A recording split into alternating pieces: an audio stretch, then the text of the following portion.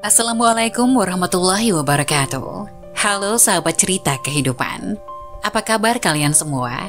Syukur alhamdulillah kita bisa berjumpa lagi di channel ini. Salawat dan salam selalu tetap tercurah kepada junjungan kita, Nabi besar Muhammad Sallallahu Alaihi Wasallam. Tidak lupa kami sampaikan salam sehat, salam sejahtera. Semoga kita semua tetap dalam lindungan Allah Subhanahu wa Ta'ala. Seperti biasa, kita akan berbagi kisah dari yang unik, menarik, sampai bikin nangis. Semoga bermanfaat.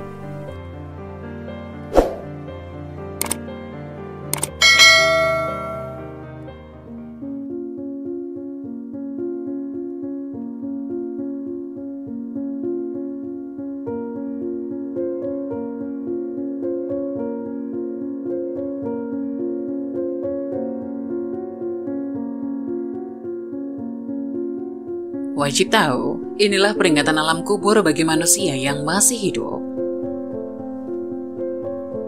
Alam kubur merupakan alam penantian yang amat panjang, dan setiap yang bernyawa pasti akan mengalami kematian, begitu juga dengan manusia. Di alam kuburlah awal pertanggungjawaban dimulai. Kondisi kita di alam kubur akan mulai kita rasakan apakah kita selama hidup banyak beramal soleh atau bahkan berbuat kemungkaran. Jika kita banyak beramal soleh, maka akan menikmati nikmat kubur. Namun jika banyak berbuat kemungkaran, maka kita akan merasakan azab kubur. Semua itu tergantung perbuatan kita semasa hidup di dunia. Di dalam kubur, ahli kubur berteriak memberikan peringatan kepada manusia yang masih hidup agar kita mengetahuinya. Di dalam hadis yang tertulis dalam kitab Daqaiqu Al-Ahbar, juga semakna dengan hadis dalam kitab Sunan Al-Turmuzi, Juz 4 halaman 639 disebutkan bahwa artinya kuburan setiap harinya berseru meneriakan 5 peringatan. Berikut 5 peringatan bagi manusia yang masih hidup dari alam kubur. Pertama, carilah teman yang akan menemanimu di alam kubur. Alam kubur adalah tempat yang sangat sunyi dan sepi. Tak ada seorang pun dari sanak saudara yang masih hidup yang mau menemani setelah selesai pemakaman semua sanak saudara. Istri, suami, anak, semua pulang ke rumah yang tinggal hanyalah kita sendiri. Maka yang bisa menemani kita di alam kubur yang sunyi sepi adalah lantunan ayat Al-Quran yang sering kita baca ketika kita masih di dunia, sebagaimana Allah berfirman yang berbunyi, artinya, saya ini adalah tempat kesendirian, oleh karena itu maka engkau carilah teman yang akan menemanimu nantinya, yaitu bacaan Al-Quran.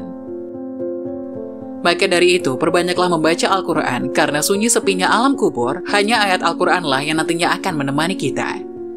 Kedua, carilah penerang yang akan menerangimu di alam kubur. Sesungguhnya alam kubur itu sangat gelap gulita, maka yang mampu menerangi alam kubur kita kelak adalah amalan sholat kita di dunia.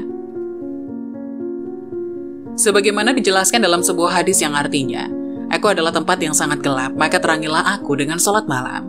Dalam hadis lain diriwayatkan Muslim yang artinya, sholat adalah cahaya, sedekah merupakan bukti nyata, sabar itu sinar, dan Al-Quran adalah pembelamu atau penuntutmu. Hadis riwayat Muslim. Maka dari itu tunaikanlah sholat baik yang wajib maupun yang sunnah sehingga kelak amalan sholat kita akan menerangi alam kubur kita yang sangat amat gelap gulita. Ketiga, carilah alas tidur untuk alasmu di alam kubur. Amal sholat dan kebaikan-kebaikan yang dilakukan selama hidup di dunia nantinya akan menjadi alas tidur bagi mayit di alam kubur. Salah satu amal sholat itu adalah membaca Al-Quran.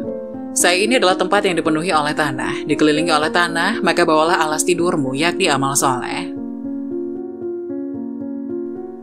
Selain akan menjadi teman di alam kubur, Al-Quran akan memberikan alas tidur bagi si mayat kelak di alam kubur. Hal tersebut sebagaimana disampaikan oleh Bazar dalam kitab La'ali Masnunah, ia menjelaskan bahwa kelak Al-Quran akan menghamparkan tempat tidur dan permadani sutra yang penuh dengan kasturi dari Mala'il A'la. Keempat, bawalah racun dari bumi untuk membunuh ular di alam kubur. Bagi orang-orang yang beriman, racun untuk membunuh ular di alam kubur itu adalah bacaan Bismillahirrahmanirrahim. Dengan membaca ini berarti seseorang telah menghambakan diri sepenuhnya kepada Allah. Ular penyiksa di alam kubur itu bernama ular tindin. Saya ini adalah sarangnya ular-ular. Oleh karena itu maka bawalah racun ular-ular tersebut dari muka bumi, yaitu bacaan Bismillahirrahmanirrahim. Kelima, perbanyak membaca kalimat tauhid. Dengan memperbanyak membaca kalimat tauhid, La ilaha illallah Muhammadur Rasulullah, meresapi dan memahami maknanya, maka hal tersebut dapat mempermudah mayit dalam menjawab pertanyaan malaikat di alam kubur. Hal tersebut dikarenakan kalimat ini merupakan zikir yang paling utama. Barang siapa di akhir hayatnya mengucapkan kalimat tauhid ini, maka ia mendapatkan jaminan surga. Saya adalah tempatnya malaikat mungkar dan nakir bertanya, maka perbanyaklah membaca ya la ilaha illallah Muhammadur Rasulullah agar engkau bisa menjawab pertanyaan malaikat mungkar dan nakir tersebut. Itulah 5 hal peringatan dari alam kubur yang telah digambarkan oleh Al-Quran dan hadis. Mudah-mudahan bermanfaat bagi kita semua dan kita bisa mengambil hikmah, lebih-lebih lagi mengamalkannya dalam kehidupan di dunia ini. Selain itu, ada pun 5 hal yang membuat terhindar dari siksa kubur. Alam kubur memang menjadi misteri bagi setiap manusia, akan tetapi Islam baik dalam Al-Quran maupun hadis telah memberikan gambaran tentang apa yang akan dialami manusia di alam kubur. Secara ringkas, dijelaskan orang yang semasa hidupnya taat dan patuh terhadap perintah Allah dan menjauhi larangannya akan mendapatkan nikmat kubur. Sedangkan manusia yang semasa hidupnya senang berbuat maksiat dan menumpuk dosa, maka ia akan mendapatkan siksa kubur. Beberapa riwayat bahkan menjelaskan manusia penuh dosa tak akan dapat menjawab pertanyaan yang diajukan malaikat sehingga disiksa terus-menerus. Lalu amal apa saja yang membuat seseorang bisa terhindar dari pedihnya siksa kubur? 1. Riba di jalan Allah, yaitu menjaga perbatasan wilayah kekuasaan Islam dari serangan kaum kafir dan mengusirnya. Adapun keutamaan orang yang menjaga perbatasan wilayah kekuasaan Muslim adalah sebagaimana keterangan Rasulullah dalam sebuah hadis yang diriwayatkan Imam Muslim dalam kitab Sahih Muslim. Hadis ini dari sahabat Salman radhiyallahu anhu. Menjaga perbatasan sehari semalam lebih baik daripada puasa sebulan dan dengan melaksanakan sholat pada malam harinya. Dan jika meninggal orang yang menjaga perbatasan itu, maka dialirkan padanya pahala amalnya yang dikerjakan. Dan dialirkan pula rezeki kepadanya dan terjaga dari fitnah. Dalam Sunan Abu Dawud dijelaskan orang yang meninggal dalam menjaga perbatasan dari serangan kaum kafir, maka terjaga atau aman dari fitnah kubur. Kedua, orang yang syahid di jalan Allah. Orang yang syahid yaitu adalah orang yang dibunuh sebagai mujahid di jalan Allah dan disebut dengan syuhada. Sebab Allah dan malaikatnya bersaksi padanya dengan surga. Orang yang syahid itu sesungguhnya hidup dan orang yang syahid itu menjadi saksi atas orang-orang yang hadir dalam medan pertempuran yang berjuang di jalan Allah. Dalam hadis riwayat Imam An-Nasa'i, dijelaskan seorang lelaki bertanya kepada Rasulullah, "Rasulullah, mengapa kaum mukmin diuji di dalam kuburnya kecuali orang syahid?" Rasulullah menjawab, "Cukuplah dengan kilatan pedang di atas kepadanya orang yang mati syahid sebagai ujian baginya." Makna hadis ini adalah bahwa pertanyaan di alam kubur dibuat untuk menguji orang-orang yang benar-benar beriman. Sedang penegasan tentang kilatan pedang yang membuatnya tak terhindar dari kematian adalah bukti jelas dari ketulusan iman seorang syuhada. Ketiga, hafal surat Tabarok atau Al-Mulk dan istiqomah mentilawahkannya. Sebagaimana bunyi hadis dari Ibnu Abbas, ada seorang sahabat Rasulullah yang membuat tenda dekat kuburan. Ia tidak mengetahui bahwa tempat itu adalah kuburan. Sahabat itu kemudian menyadari bahwa tempat itu adalah kuburan seseorang. Tiba-tiba dia mendengar dari dalam kubur itu bacaan surat Al-Mulk hingga khatam. Rasulullah pun bersabda, "Itu surat Al-Mulk adalah penangkal penyelamat yang menyelamatkan bacaan dari azab kubur." Keempat, meninggal karena sebab penyakit perut.